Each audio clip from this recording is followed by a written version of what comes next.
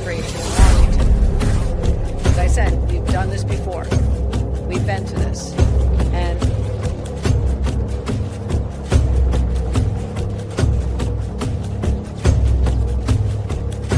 isn't necessarily the best place to start.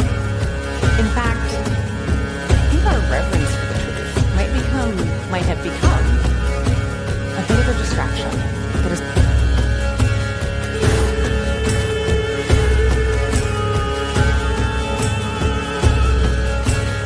you condemn white supremacy. And he fumbled around, didn't say anything. I said, how about the Proud Boys? And he said, well,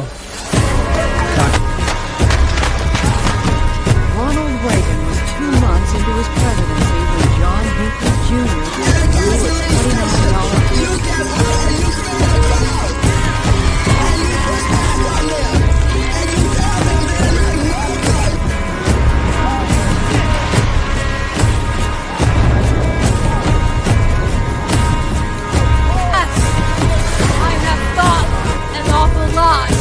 About blowing up the White House. If you want to really see something that said, take a look what happened. I want to take this message to talk to your viewers real quick about the story, the conversation we need to have now. The BOP is wasting lots of tax dollars in frivolous spending, and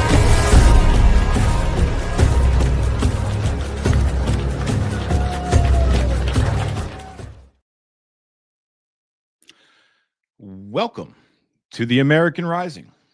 Thank you for taking the time to be here.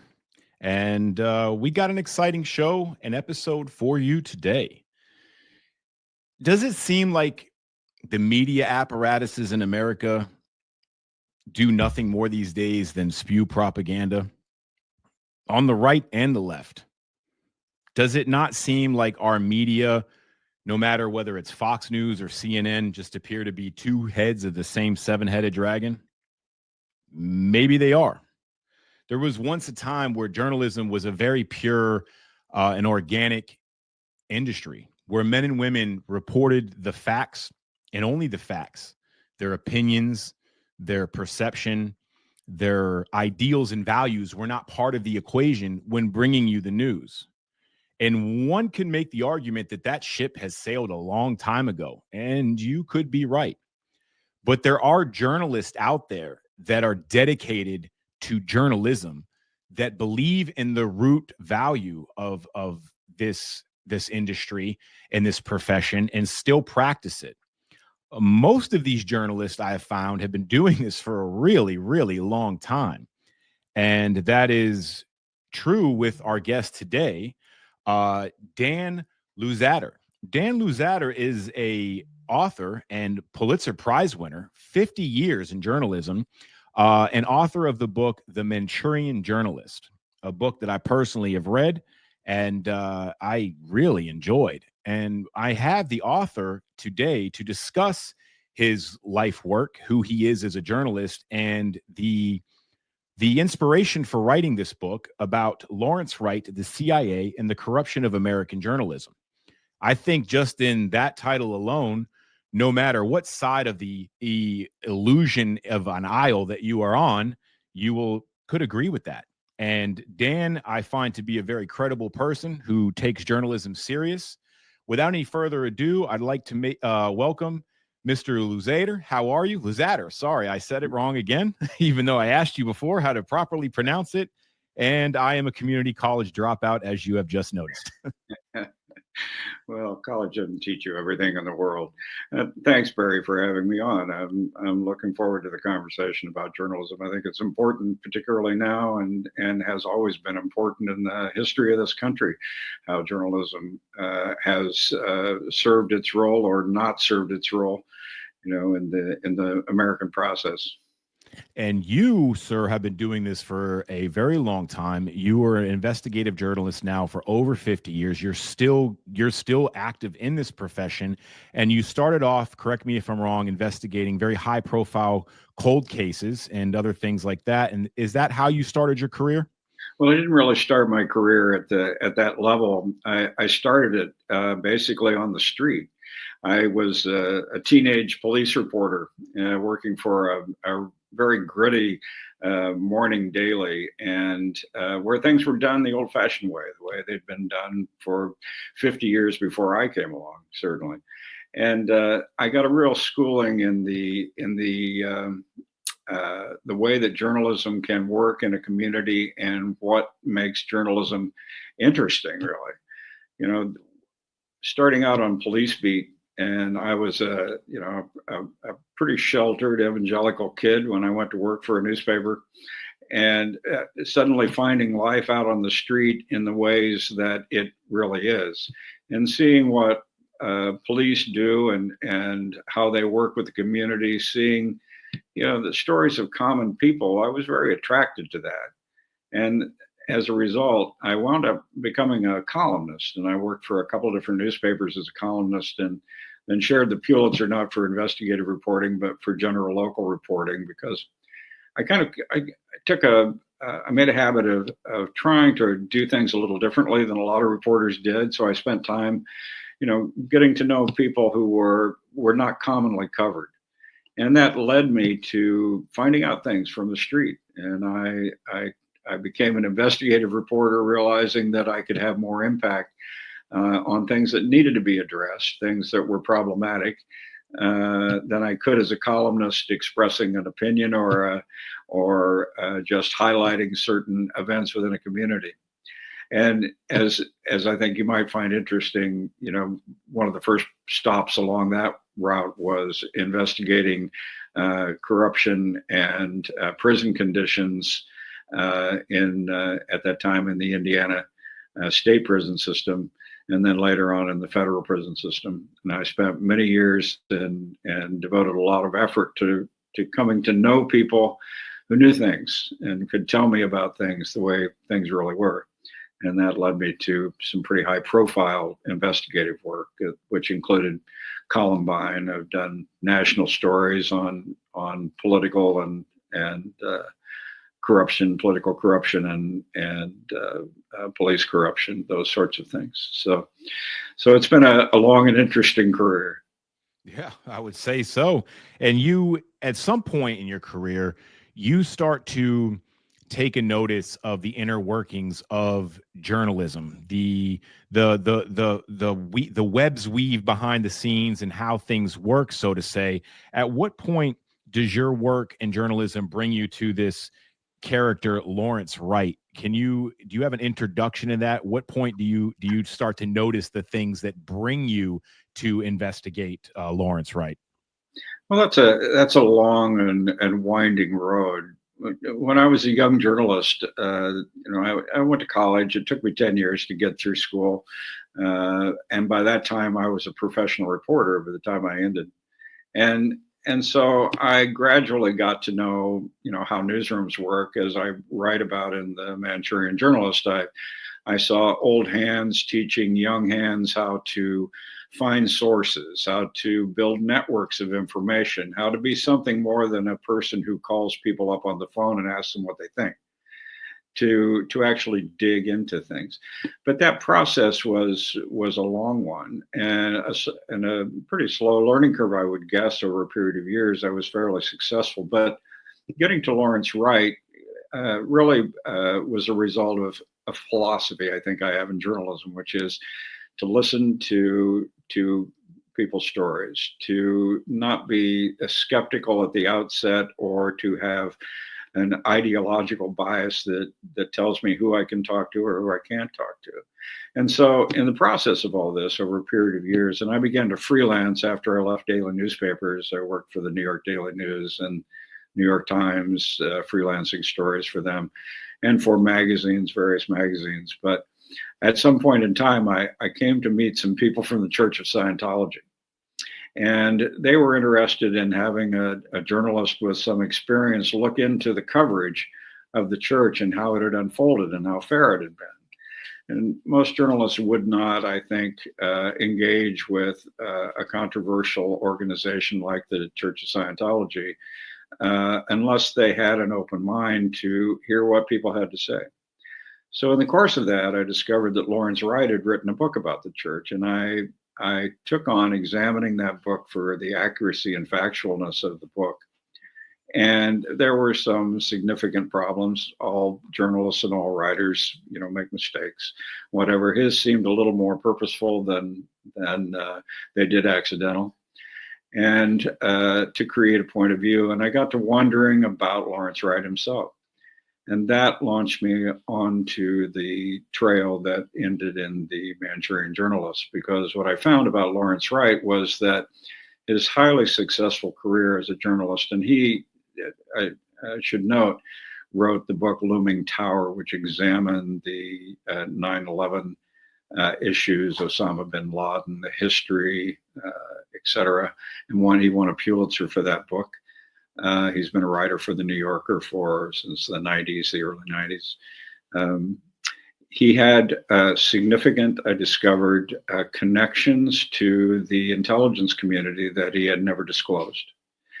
And I also looked into a memoir that he wrote, and I discovered that there were several issues there about the plausibility and factualness of the memoir.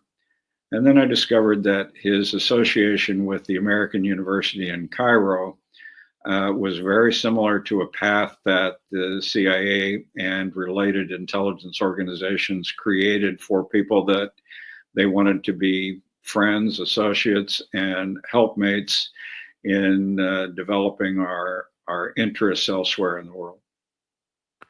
So that's how I got to Lawrence Wright, after a very long career in doing this sort of work. And so, that's what took me by surprise when I started reading your book. I didn't expect it to start out with Scientology, and I didn't know much about Scientology other than what I read in the news or what I seen in TV. And it wasn't a very positive aspect. And I couldn't for the life of me think of, well, who formulated this opinion? I had a negative opinion about Scientology, yet I knew nothing about it. And I thought, well, wait a minute, where is this similar in my life? Well, I know what it's like to be labeled something that I'm not and have a narrative spun around. And so I thought to myself, well, maybe I should consider the fact I'm not the only one that the media has done, or I'm not the only person, or so I started to begin to read the book. And the more I read it, I realized, well, my opinion about Scientology wasn't formed from any factual basis that I researched. It was formulated from news articles that I read, basically. Right. And so who is Lawrence Wright, and why is he significant to the understanding of Scientology, and why did you start to look at him in particular through this endeavor in Scientology? Well, he wrote the book Going Clear about the church, and it was billed in all the media and all the coverage. Got wonderful coverage and wonderful reviews. It was billed as the definitive word about Scientology, and it painted a very negative picture. It implied a lot of things. And not only did he write the book, but he participated in a documentary that followed up, Going Clear, which was done by Alex Gibney, the famed documentary filmmaker. Interestingly enough, as I got down the road, I discovered that Alex Gibney had some of the same connections and associations that Lawrence Wright did with the intelligence community, again, never disclosed to the public. But the idea of the picture that was created of Scientology, because what they asked me was, is this fair reporting? In your opinion, as a journalist, is this, complete? It launched me on an interesting experience, because I got very deeply into the Church of Scientology's history, its background. I met people and traveled the world literally, visiting churches, talking to members, talking to people who were opposed to Scientology, talking to people that claimed that they had been mistreated by Scientology. And what I found was something far different than what was painted by the media. It's far different than these popular stories that are done. The media has changed a lot. There was coverage of the Church of Scientology in the 1970s and the 1980s. What most people don't know is that the Church of Scientology itself sponsored investigative reporting and was one of the leaders in developing the Freedom of Information Act. They were very effective. The people that I met inside, all the way from David Miscavige down as chairman of the Board of Religious Technology and titular head of the Church of Scientology, all the way down to people who worked in cafeterias, who provided transportation back and forth for members and here and elsewhere. I found a dedication to a system of beliefs that very unlike what is described popularly in the public press, and motivated by some fairly good values, I thought, in my opinion. So my assessment of the church, and I did have some conflicts with them in the course of writing the book. There were parts they weren't happy with. I think every story I've ever written has had parts people weren't happy with, some more than others. But I found them to be fair. I found them to be open, anxious to really tell their story. I told them when I said I'll do this. If I have a question, you got to answer it, and you got to show me the documents. And there were times when people would bring boxes of files into rooms to explain to me what the history was, especially the church's fight with the federal government, particularly the IRS, and their battles with others over things that they believe deeply in, like the abuse of the pharmaceutical industry of individuals, something that they were pretty effective in addressing at one point in a very costly way for them, I'm afraid. But having the attitude to go into places, to really listen to people's stories, to not assume that what you read in the paper is necessarily correct, or not to assume that it's necessarily incorrect, I think are important things to really understanding what's going on out here in the world. Sure. And it seems like, I think that we the people, as well as the industry of journalism, have all lost their way, because just a minute ago, as I expressed, I knew nothing about Scientology other than what I was told, and yet I was willing to believe my unfounded negative opinion just based on things that I read or didn't read. But Lawrence Wright now, and the CIA, now you discovered, not only did you discover he had connections to the intelligence community, you discovered that he blatantly, deliberately didn't disclose this information. So what did that look like? Well, one of the most fascinating things I found as I began to research his memoir and began to look around the people around him, his memoir talked about conflicts with his father. His father was a military man. It was fairly high up in rank and in the National Guard at one point. He served honorably in the military and a Bronze Star. He was in different theaters, both in Korea and in Europe. And Lawrence Wright characterized himself as a young man who disagreed with the military perspective, and he and his father got into a lot of fights and whatever about that. And so he had characterized this picture and his father as a small town banker who was very civically involved, etc. So as I do with most any investigative project, I begin to pull apart little things and little parts of little stories to see what I can understand about the areas surrounding individuals. So as I looked at this little storefront bank that his father ran as president, I discovered that it had been founded by a man named Robert G. Story, and I wanted to know who he was. And so I began to look into him, and much to my astonishment, I found that he was the chief executive trial prosecutor in the Nuremberg war trials. I thought, that's pretty amazing. Here's this close association, yet Lawrence Wright in his memoir or anywhere else had never mentioned this very significant historical figure, Robert Story. As I continued to press down the road on who Robert Story was, I discovered he was chairman of the Board of Foreign Scholarships for the U.S. State Department. He was head of the American Bar Association. He had a close association with a man named John McCloy, who was later described by the New York Times as the chairman of the establishment, one of the people that was very influential in establishing our current intelligence networks. Robert Story was extremely involved in those intelligence networks. He worked closely with a man named Carl Hablisell. They created a foundation. Carl Hablisell was head of Republic National Bank, it turned out, in Dallas, and Story was on the board there. Story was the dean of the Southern Methodist University Law School. I began to find links where they were bringing people for scholarships into SMU and into other places who had interesting political connections in places like Nicaragua and Panama and Iraq and Iran and Saudi Arabia.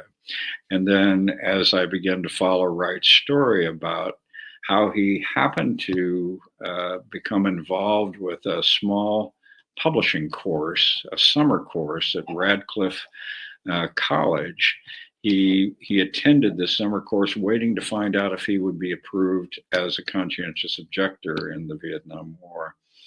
And it turned out that this course was a recruiting tool to develop intelligence connections inside the publishing industry, inside the magazine industry, inside newspapers, etc., run by a fascinating woman named Helen Venn, who was very influential in developing American cultural ideology in foreign countries all over the world when she wasn't doing her little summer course. She wound up as a reference for Wright's surprising acceptance by the American University in Cairo for a graduate fellowship sponsored by the Ford Foundation. She was a reference for him there, and the book tells a rather fantastic story of how he managed to suddenly get to American University in Cairo, which clearly was an outpost for the Central Intelligence Agency in developing Middle East contacts. So that I wanted to touch on that. I think you brilliantly brought it right to that point. The American University in Cairo. I had heard about it previously prior to reading your book, but I didn't understand the full depth of what has been going on there for quite some time. And you bring it up and you give a little historical notation about it. What can you tell people about the American University in Cairo and what you believe goes on at that establishment? Well, my familiarity is more what has happened in the past than what's currently going on or what sort of changes might exist now, because my focus was on Wright's tenure when he was there. One thing that I did find was that there were a lot of conscientious objectors who wound up at the American University in Cairo. And many of them had interesting connections to foundations. Some of those went on to form foundations themselves. And these foundations, all the way from Carl Hablisell's foundation in Dallas, which supported the cultural Cold War, the American political propaganda machine, to the tune of some $500 million. These foundations had links back to the American University in Cairo, but its history was one of a religious foundation, and then gradually over time, its association with individuals who are connected to the intelligence community seemed to have an influence over what it was and what it did. At the time that Lawrence Wright went to do his graduate study at AUC, there was no travel to Egypt. There was no American embassy. There was a war going on between Israel and Egypt. Just to be able to maneuver all that to get in and out of the city was a tenuous process into Cairo. But the American University, I found, became the de facto American embassy in Cairo when everything else was shut down because there were no diplomatic relations during the period of war. And so as I looked deeper into the university, I saw that there were tremendous support by the Ford Foundation, one of a very, very prominent role in developing university programs, particularly the American University of Cairo Press, which was producing books out of the Middle East that were promoting pro-Western values, and they were getting into the hands of people in various countries. They were developing links with those people. A lot of it had to do with the oil industry. And of course, Robert Story and Republic National Bank and the Texas oil men were very interested in what was going on in the Middle East and what kind of intelligence they could develop. And they were very adept at using academic environments to do so. I mean, when you look back in history and you realize that the sociology department of the University of Michigan was basically running the Vietnam government, during the Vietnam War, and you see that that various cultural aspects within our society were tapped by intelligence interests, not prominently or publicly, but in a clandestine way, like the student organizations during the 60s. They were basically, the CIA was basically running their operations, or they were getting people who were on the inside to assist with their operations. Gloria Steinem was used as a propaganda tool in Europe for youth festivals in the 60s, and she was brought to prominence by Frank Gibney, who was a prominent journalist and the person and the father of Alex Gibney, the documentary filmmaker. And Frank Gibney wrote books for the CIA under different nom de plumes, and he wrote a book called the Penkovsky Papers, supposedly the diary of a double agent that worked for the United States and was part of the Soviet military. That turned out to be a pretty much wholly concocted piece of work, though very influential in American attitudes. So all of these tentacles, all of these things that you see when you dig deeply enough and find the records, and this little book has a lot of footnotes in it.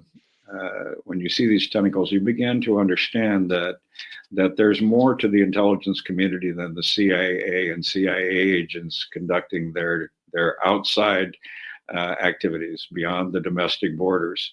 You see that there are intelligence networks within the country.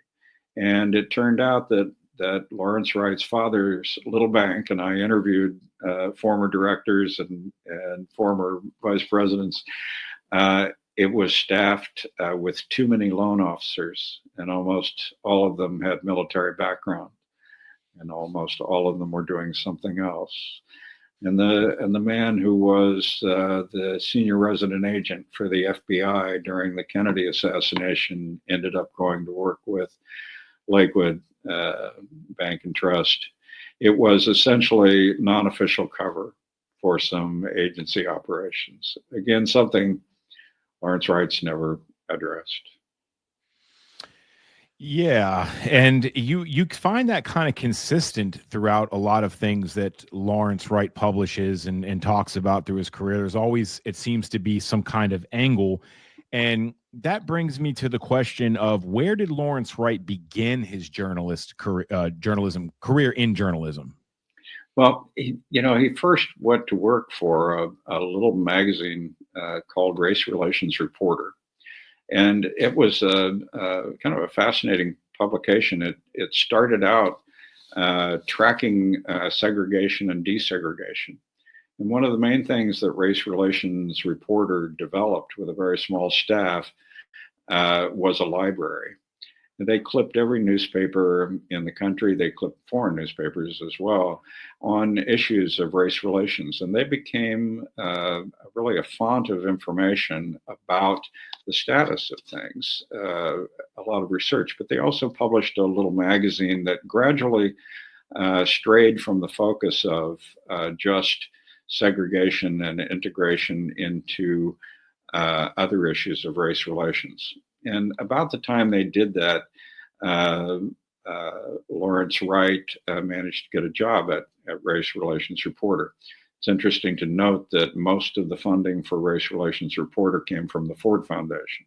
Ford Foundation was very active in the intelligence community and intelligence networks in the country and elsewhere, a big funder of various programs and operations. But the Race Relations Reporter magazine was one of those they funded.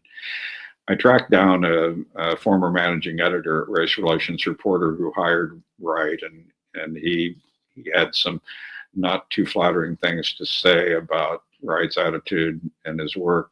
And he was actually fired from that magazine for racism, something he acknowledges. But the magazine itself was an interesting launch point, because it seemed to me as if it was a way to move Lawrence Wright perhaps through the network as a common reporter and but up into other opportunities. So he went from there to an affiliate of Race Relations Reporter, part of a school news operation on the East Coast. And then he did a story for Look magazine about astronauts, which got some attention. And then he wound up working for Texas Monthly, which was became a very prominent culturally hip magazine run by Michael Levy and William Broyles, its first editor. And Broyles also had connections to Helen Venn from Radcliffe Publishing Procedures course. In fact, she helped Broyles and Michael Levy found a duplicate sort of organization at Rice University. Broyles went on to become beyond first editor of Texas Monthly. He became a writer and screenwriter and became quite famous in his work. He wrote the script for Castaway with Tom Hanks and a number of other films. He has been involved in filmmaking and other ventures. Another person who was involved in that Rice University Publishing Procedures course, a recruiting tool for the agencies and the intelligence network, was Daniel Okrent, who was the first public editor for the New York Times. As I began to look at publishing and these various aspects of how they were developing friends, the intelligence community was developing friends in the media, I began to understand that, you don't have to have everybody in the room.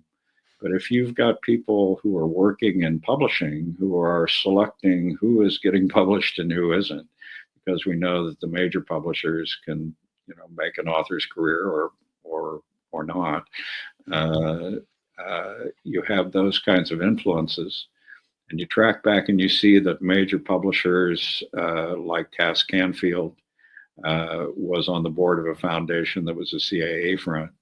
We began to see how these networks work of working to infiltrate media at all levels, not just magazines, newspapers, and television media, but also the entertainment media.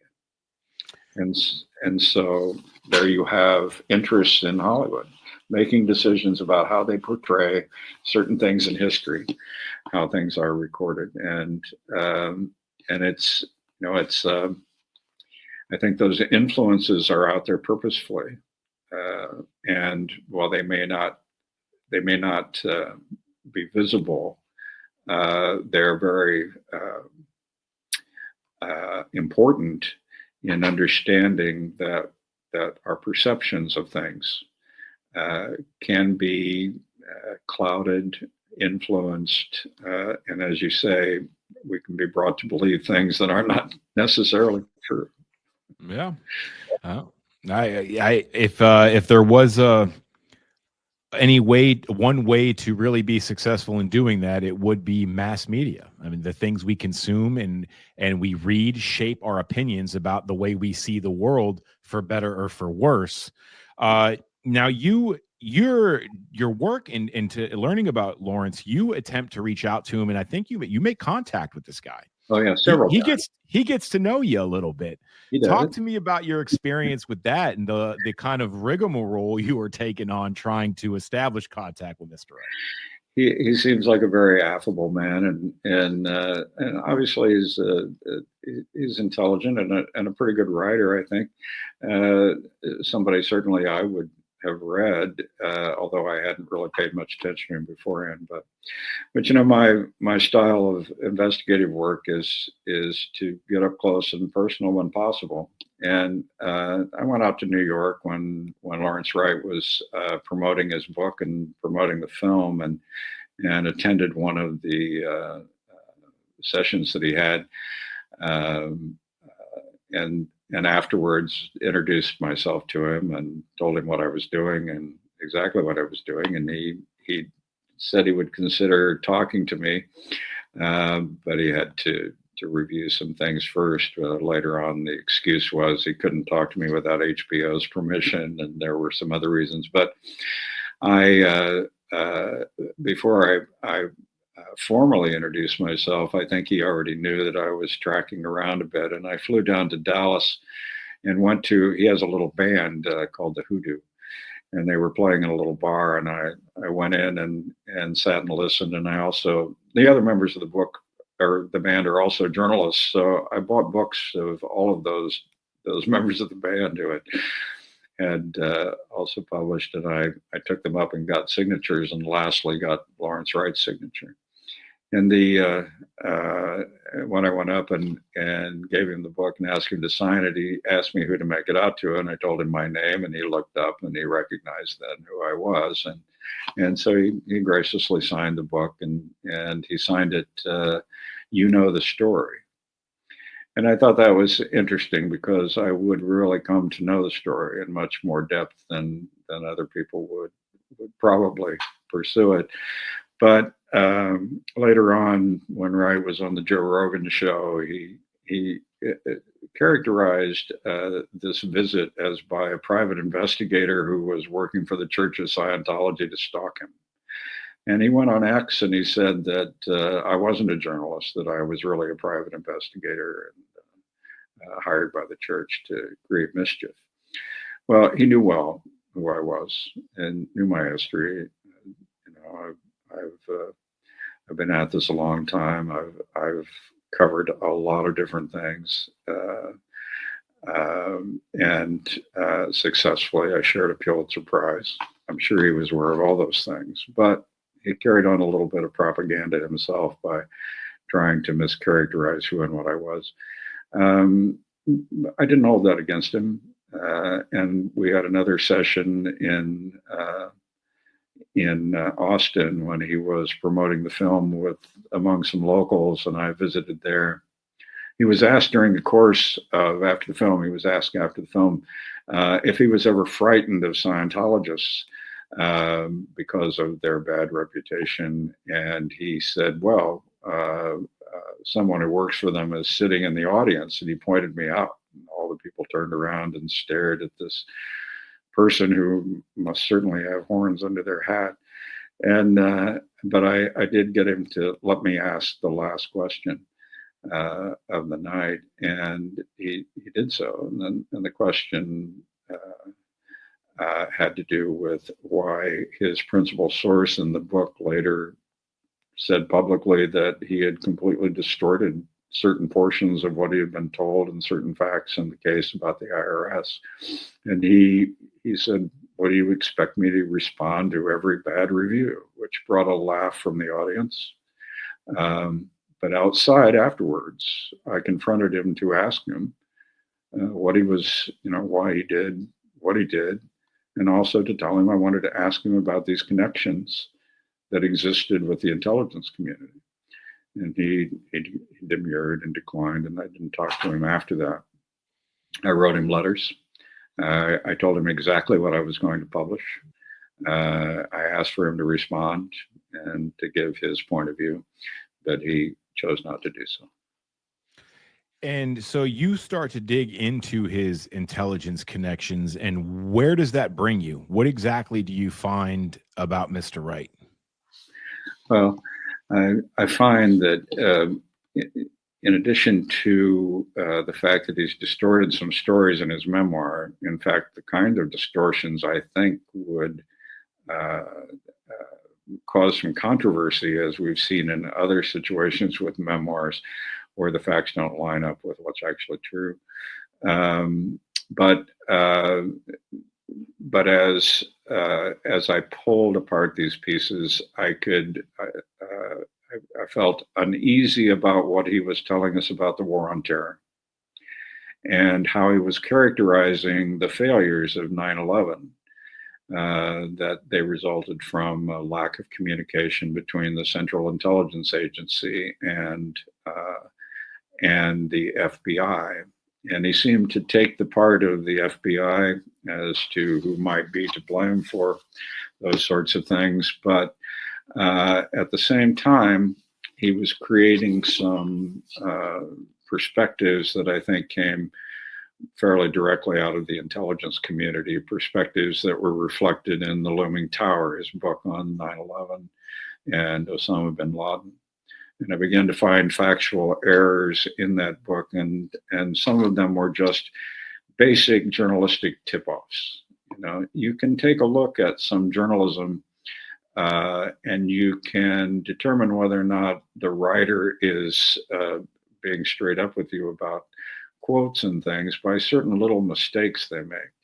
And one of those mistakes is to quote people and you say, they said, because people don't speak simultaneously and quote. And what I believe is anything that's between quote marks is the actual words, or as close as you can humanly come to the actual words.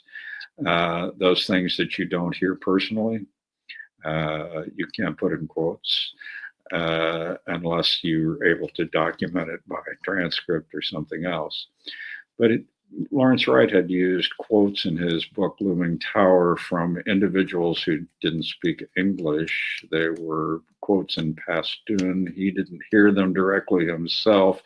They were repeated to him, and they were then converted to English, yet he put them in quotes as if he had heard these directly. Those little things tip you off as to, how careful a journalist is in what they're presenting to you. The further I went, the more I found, and the more disturbing they were. So Lawrence Wright's book, for instance, on the Church of Scientology, getting great reviews. One of those reviews was by Charles McGrath, who was a former New Yorker writer and then head of the review section for the New York Times, review of books, as I recall, is right. When he did his story, a profile on Lawrence Wright in the book, he stayed at Lawrence Wright's house. His son is a personal friend of Lawrence Wright.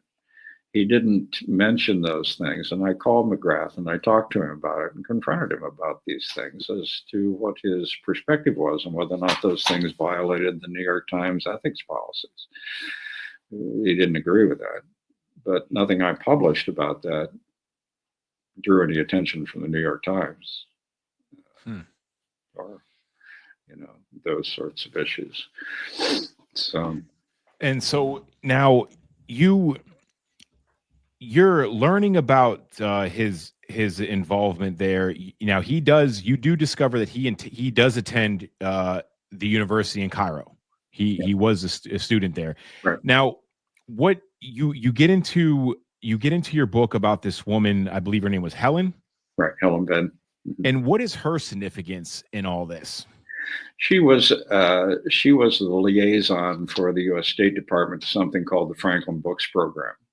And the Franklin Books Program was a major propaganda tool that was used to idealize Western values and to carry that message into foreign countries, and used as an intelligence tool, really. And so she was very involved in that. Plus, she was head of this Radcliffe Publishing Procedures course, the 6-week summer course that Wright attended, and hundreds of others have attended. She had tremendous connections to the publishing industry. She knew everybody and everyone.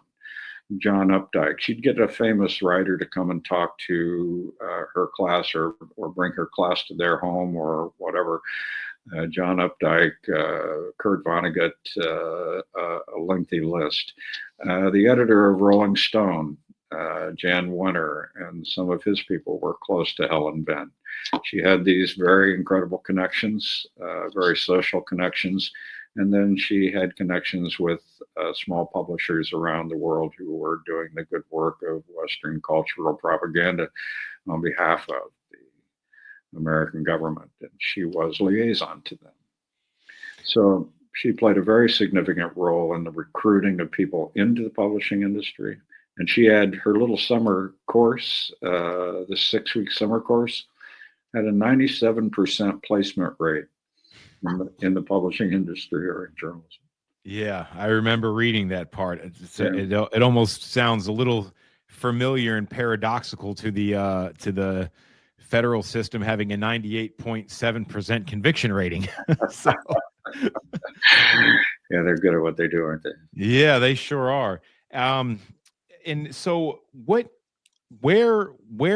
does this start to, what does this start to blossom into? You begin to realize that this Lawrence Wright individual is doing less than honest reporting when it comes to Scientology, and you try to establish contact with him. You start to realize that he's not very honest about his past, and you start to discover his father. He claims that he has these estranged relationships with his father, but that doesn't really seem to be the case. Now you find out his father is attached to this bank in Dallas, Texas. Why is all this a little strange and peculiar? Well, it's strange and peculiar because it's different than the way Lawrence Wright characterized it as being. When I discovered that Robert Story was the owner of that bank and realized that it was more of a tool for providing jobs for people of similar ideological interests and intelligence interests, and when I realized that it was part of a much larger network of things, I truly wanted to know from Lawrence Wright why he had not ever talked about these issues. If he was truly the person he characterized himself as being, as this curious journalist and later as an investigative reporter, I would think that he would have found these relationships worthwhile to talk about. The fact that Wright's father was also a fiduciary in the Southwest Legal Foundation, responsible for overseeing what they were doing with funding, told me that he knew exactly how money was being spent out of this foundation for intelligence purposes. And so that puts his father in the middle of these kinds of clandestine operations. And if that is the case, what is Lawrence Wright's role then as a journalist? Who is he loyal to? How are his perspectives influenced? And I think it offers us all the opportunity to ask the good question, which is, are we getting a true story from someone who is a major writer, a Pulitzer winner, a staff writer for the New Yorker, and very influential in perspectives. So and I want to touch on this. Part of the discovery in this journey to the Manchurian journalist was recognition that the industry itself that I grew up with, and literally I grew up in newsrooms as a teenager. The industry that I grew up with had changed in fundamental ways over the course of my career. When I started, a good many newspapers were locally owned, and they were locally controlled, and their interest was local. But they developed expertise about telling people the news, because people got most of their international news and their national news from the newspaper. It was part of the daily regimen. People read. They also got intensive local news. The first daily newspaper I worked at was owned by a small chain, the Pulliam family. They also owned the Arizona Republic and the Indianapolis Star and several other newspapers in Indiana. They adhered to the old style of reporting and fact gathering and the really fundamental work of journalism, getting it done fast, and getting it right. They saved their opinions for the editorial page. But over time, as people realized, I guess, that newspapers were a great source of profit, 15, 16, 18% a year, they began to be scooped up by corporate interests like Knight Ridder, Gannett, these large corporate organizations who also had interests in television stations, et cetera. As they were doing this, and we saw this process over time and new technology coming along, making things faster and even faster than they were, although they were pretty fast back in the day when we still had teletypes and manual typewriters and hot type. As they saw these opportunities, things began to change. When I started, it was just before the era of Watergate, and people were very interested in investigative reporting, and that places like the Indianapolis Star formed investigative teams, highly independent even of editors within the organization. They did get their copy edited, and they stood to the same standards through legal as others, but they had the independence to go after things. The Indianapolis Star in particular had an excellent investigative team, and I worked there for 7 years, and they won Pulitzers for uncovering police corruption and political corruption, and did good work. But over time, the interest in doing that under the corporate press became more highly specialized, and the support for newsroom staffs and for retaining older reporters who had come up through the traditions and taught younger people how to do things began to erode and become diminished. And so now we have lost lots and lots of newspapers, and we've also lost the mentorships and the methods in which reporters discover how to be truthful and accurate. And we've seen this transition where people are writing stories as clickbait. You don't find out what happened in the lead of the story anymore. You find out 5 or 6 paragraphs down online because they want you to keep reading because you're going to hit ads, right? So as these corporate interests developed, and as the media was controlled by fewer and fewer hands, and we see situations like the entertainment media then involved with CBS, we see this controversy about Paramount and the restrictions supposedly on 60 Minutes reporting. And no matter where you stand on whether or not the press has a liberal bias to start with, or whether it has a conservative bias, or whether those things are equal, those things are not really supposed to enter in. I never voted in a primary while I was working for daily newspapers, and I didn't know other reporters who did either, because it was part of the ethic to stay away from the politics. You needed to stay independent. I became a registered Democrat at some point, not so long ago, only so I could vote in a Democrat primary about some candidates I thought might have better sense than others. But truly had been an independent and kept politics away from everything I did as much as possible. That doesn't mean I didn't confront people in government, because I did. Especially over investigation of prisons. I was investigating sexual abuse of women at the Indiana Women's Prison, and uncovered many examples of it, and wrote in the column I was writing about that sexual abuse. And the governor of the state of Indiana, Bob Orr, called the editor of the paper, and he said, "What the hell is wrong with you publishing something like this in a good Republican newspaper?"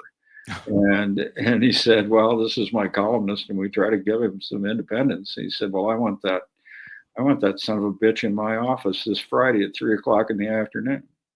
And so the editor told me, he said, "Well, the governor's calling you in for a command performance before he wants you in his office Friday." I said, "Okay, I'll go down and see him." So I went down to see him, and he got pretty upset about the coverage of this and the embarrassment to him through the Department of Correction and whatever else, and he demanded a retraction.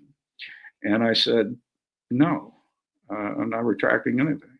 In fact, I'm going to write more, and I'm going to keep writing until you clean it up. Good. And so he got really loud in his response, and the doors of the governor's office burst open, and 2 state troopers rushed in with their hands on their pistol Wow. handles.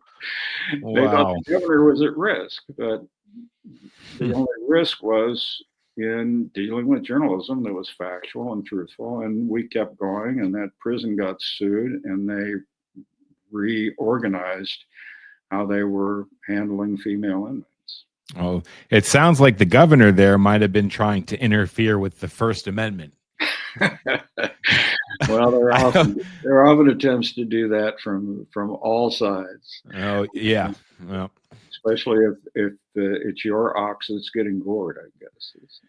where do you see other Lawrence Wrights showing up in media today? Where do you see the most prominent displays of intelligence interference in our media apparatuses in our current time? In our current time, it would be hard for me to describe specifically because I haven't researched that particular angle, but I think we can see the influence of the interest in propagandizing people in the dichotomy that it's grown up between reporting processes. You mentioned in a conversation we had about CNN and Fox being 2 heads of the same beast. And I think we can see, if we examine and want to take the time to examine journalists themselves and what they're reporting on and what their history is, I think we can find links if we want to go there. The thing is, I think part of the root of the problem that we see in getting accurate information is that there's a long history of distortions in the media, and history itself can be very unreliable in certain circumstances, yet we make decisions and beliefs and perspectives based on that as well.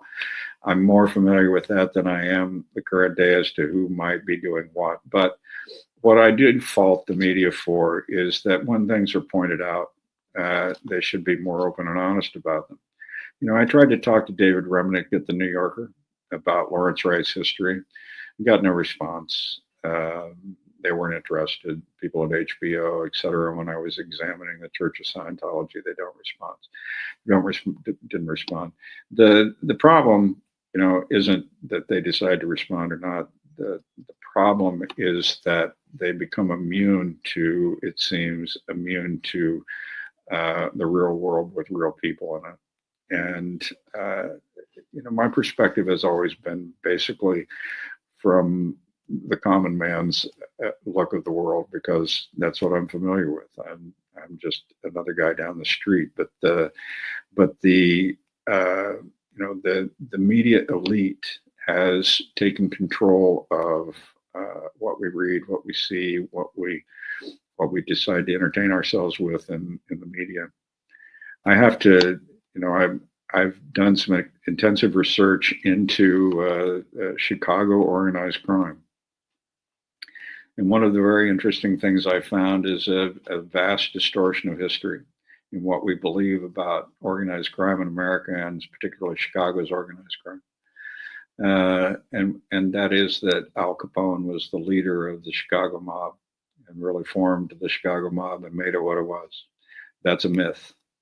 Al Capone was a heavy within the Chicago mob for a while, but the man that ran the Chicago mob, that designed its activities, that made it the powerful organization it was, that took it into Las Vegas, that took it into other parts of the country, was a guy named Jacob Guzik.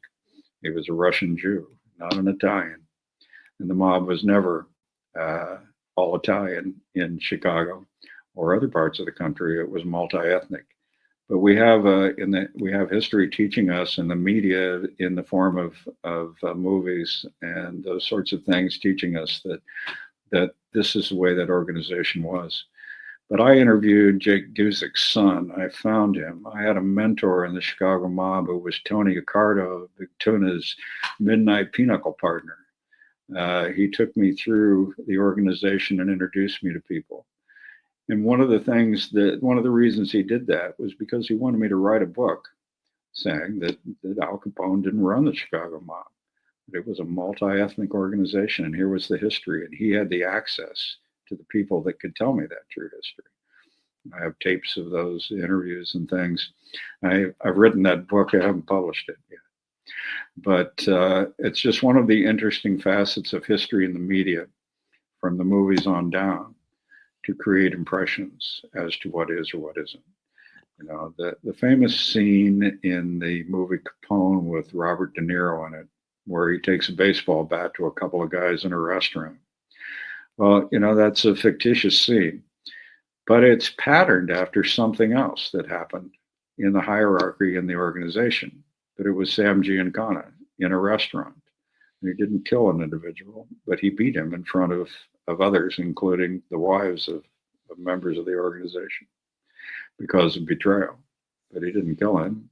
And that story probably filtered out somewhere along the way and was recreated into something else. Well, that reinforced our idea about the Italians and what we think about the Italian mafia. Sure. Yeah. I mean, I've been alive for 41 years on this earth, and I've never had a problem with the Italian mob. Call me crazy. I don't think I've ever even seen one. You have to know where to look. Yeah, that is true. I guess I'm hanging out in all the wrong spots, I guess. There you go. So when it comes to your book, The Manchurian Journalist, what would you like to add? Anything that you want the people to know about your work here and where it's going and where it's been, and some the more important aspects of the intelligence involvement in the CIA? Do you feel like we left anything out? Anything you want to touch on? I think we've covered a lot of ground very well, but you know, I think it's important for people to realize that there are very honest and independent journalists out there that want to do good work, and the institutional structure that carried forward a lot of good work in journalism has deteriorated. We need to rethink the media and its independence and its truthfulness and its accuracy. I'm not in favor of censorship or oversight boards or those sorts of things. I'm interested in independence, but I do think that what this tells us, what this book shows, and what it documents is that our media circumstances has a long history of being influenced by people we don't see, who we don't know are having the kinds of influence over the media that we have seen. The takeaway, I think, is about journalism itself, and the book really is about journalism. It's about the need to have reliable outlets, to revive some of the traditions of good reporting, to respect the value of journalists who are honest and trying to do good work, and not automatically suspect everyone, nor not automatically assume that everybody's telling us the truth. Yeah, yeah, I've been fooled before. Yes, there are. So I use that as my way to look at things, and I make a decision to not take anyone's word for it and look things up, and that's exactly how I met you. And I do appreciate you taking the time to do this interview with me. I really find your book fascinating. I find your work fascinating, and I do consider you to be a last of a dying breed, because I do see you as an independent, fair, and honest journalist. Depending on what, despite how you may feel of certain things, I believe that your work, you go into it with pure intentions for facts, and that's very evident by your writing. So I commend you, sir, and thank you for taking the time to do this interview with me, Dan. It was a pleasure. It's been a pleasure having a good conversation, and good luck to you. Absolutely. Thank you, sir. And I'll give you a call as soon as I end this show. All right. Ladies and gentlemen, that was Dan Luzadder, and I highly recommend going to trineday.com and picking up a copy of this book. This book and this story of Lawrence Wright, what Dan has put together here is a very good way to take you down a rabbit hole based on facts, to do your own research and the development of our media. We're so quick to say as individuals that we don't believe our media, we don't trust our media. Well, why? Oh, because they're biased, they're not fair. Okay, why? This book will help you understand why and what underlying ominous goals some people may have that are in our media. And for me personally, I am tired of hearing it blamed on the left and on the right. It's neither. It's the same. And we are the pawns in their game. And that is my humble opinion on the situation. But I highly, again, recommend going to trineday.com and picking up a copy of Dan's book, The Manchurian Journalist, and equip yourself with some basic knowledge of the ground of how our intelligence agencies got their tentacles in our journalism, and you will then become aware of what's happening and be able to articulate your points a lot better. Again, I highly recommend this book. And thank you for tuning in to The American Rising. It is always a pleasure. I am your host, Barry Ramey. Make sure you follow our X page at the American Rise. And we are now on TikTok at The American Rise. Thank you very much, ladies and gentlemen. We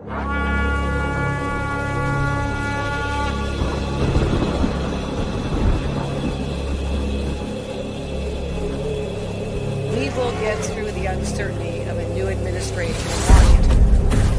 As I said, we've done this before. We've been to this. And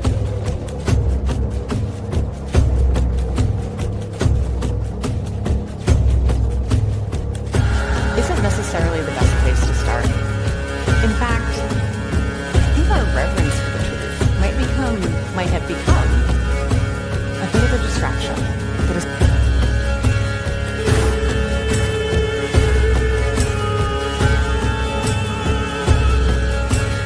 You condemn white supremacy. And he fuddled around, didn't say anything. I said, how about the Proud Boys? And he said, well, Ronald Reagan was 2 months into his presidency when John Hinckley Jr. blew a $29